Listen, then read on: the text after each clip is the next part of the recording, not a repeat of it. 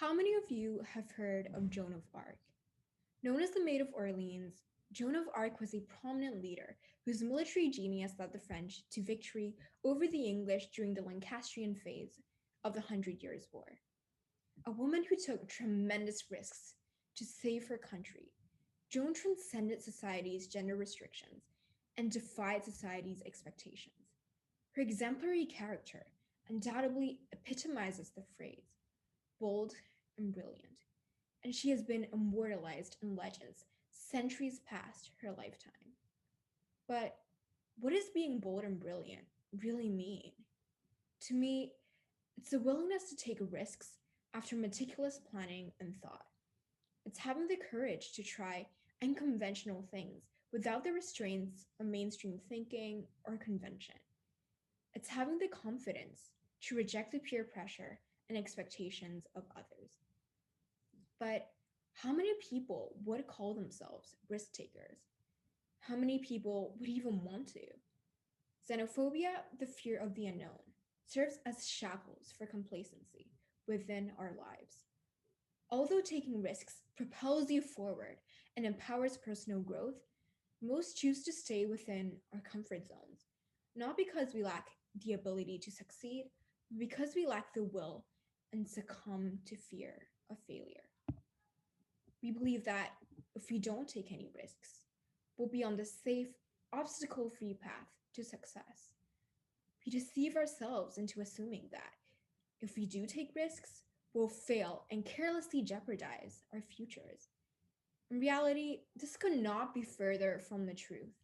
In the words of Mark Zuckerberg, the founder of Facebook, the only strategy that is guaranteed to fail is not taking risks.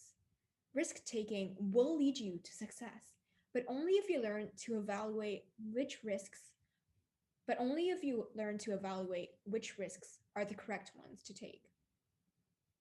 Brilliant risk takers make informed decisions by first assessing the possible outcomes and consequences.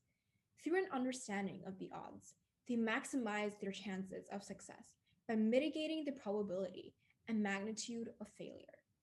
Being bold doesn't mean one recklessly charges into the abyss without a second thought. Rather, it's the willingness to take risks based on informed consideration, rational analysis, and calculated action. This mindset enables them to be versatile and adaptable to new opportunities instead of being locked down on a singular path, allowing them to maximize the utility of opportunities in ways that most could only dream of. Finally, risk taking involves sacrifice. Brilliant risk takers make a judgment of what they value most and what they are willing to give up. When taking risks, there is always the chance of failure. It's a statistical inevitability that eventually something will go wrong. Thus, to have a hope of long term success with risk taking, one must first realize that being brave and being bold are not contradictory, but rather two pillars to success. What has always frustrated me is the lack of flexibility in the education system. Most students are trained to fear failure. We learn to be scared of receiving a bad grade on a test. We're taught by our teachers to always follow the textbook and write mark scheme style answers in exams. We're encouraged not to take unorthodox risks.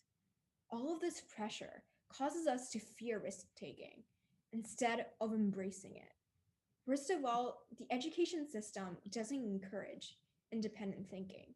You rarely get the chance to dive into a problem by yourself and find solutions through trial and error. You're taught one set method, and that's it. You never get the chance to try finding unconventional methods in the classroom. To encourage risk taking, there must be a change in the way that our youth and our future generations think and act. When we grow up, we won't be able to solve the prominent issues of today by simply following a set exam answer. When we grow up, there is no textbook that we can fall back to. We have to be the ones who take charge of our own destinies by paving our own paths and becoming pioneers. Most students and youth are shielded from the full consequences of society. You have a safety net in your parents and your teacher's support. To have invested your piggy bank into a personal business venture and failure may be depressing, but you likely still have a roof on your head and a warm meal on the table. It's so ironic that many only begin exploring taking large risks when we lose the safety net and ascend into the chaotic world of adulthood and wider society. If you're a student, an excellent way to take risks within an academic context is to try out a new activity.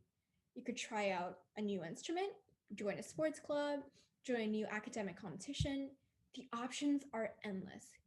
Here's an example. If you're shy and wish to become a more confident speaker, you could take a risk by stepping out of your comfort zone and participating in a Model United Nations conference, an educational simulation in which students learn about diplomacy and international relations. If one succeeded here, they would have overcome a weakness. If they failed, they would have lost a bit of time, perhaps faced a bit of teasing from their peers. Yet these consequences are tame, even laughable when one considers that messing up a business pitch, a performance, or a speech at a public event would cause the entire weight of news outlets, gossip columns, and wider society to mock you, perhaps causing loss of opportunities, loss of employment, and even loss of respect. Taking risks is imperative at a young age, for the costs multiply exponentially as one grows up. And if we coddle ourselves into avoiding risks, we'll be forced to confront reality and adulthood, where there's little sympathy, laughable mercy, and no safety net. By then, it's too late. And who knows? A risk could pay out in ways unimaginable. When I was 14, I jumped through the door and participated in the inaugural Hong Kong Linguistics Olympiad. Though I had no linguistic knowledge of any sort, I decided to give the competition a go and learn, for I was determined to learn, and there are scant few other opportunities with linguistics rarely taught at secondary schools. I remember my sheer elation and thrill, the adrenaline and dopamine coursing through my blood when I solved my first puzzle. I had triumphed. I had found the right path out of a mind boggling, perplexing labyrinth. In the end, I won the Olympiad. Consequently, I won the opportunity to represent Hong Kong at the 17th International Linguistics Olympiad. There I embarked on an enli- there I embarked on an enlightening voyage, deciphering languages both cryptic and culturally diverse.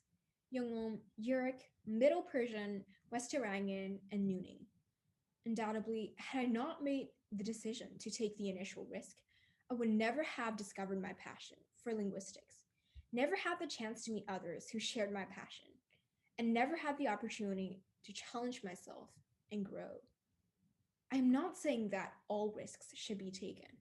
Risk takers often face setbacks or even outright failure. However, with new insight, knowledge, and experience, they bounce back twice as hard and embrace lessons learned, becoming a better person for it. As Thomas Edison once said, I have not failed. I've just found 10,000 ways that won't work. Do you think Edison managed to succeed by following a conventional or regular path and playing it safe? No. Heed my words. Don't be afraid to pursue unorthodox paths to achieve your goals. You never know. The 10,001st way could work. If taking a risk is akin to conquering a mountain, then climb when you've prepared with a map, packed climbing gear, and trained your body.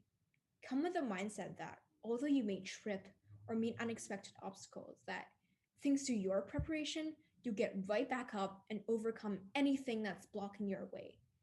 After encountering dead ends, instead of simply giving up, dare to explore alternative roads that have never been taken before.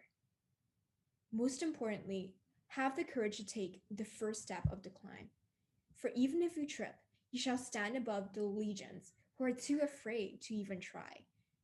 And once you reach the summit, you'll have boundless seas of opportunity at your feet.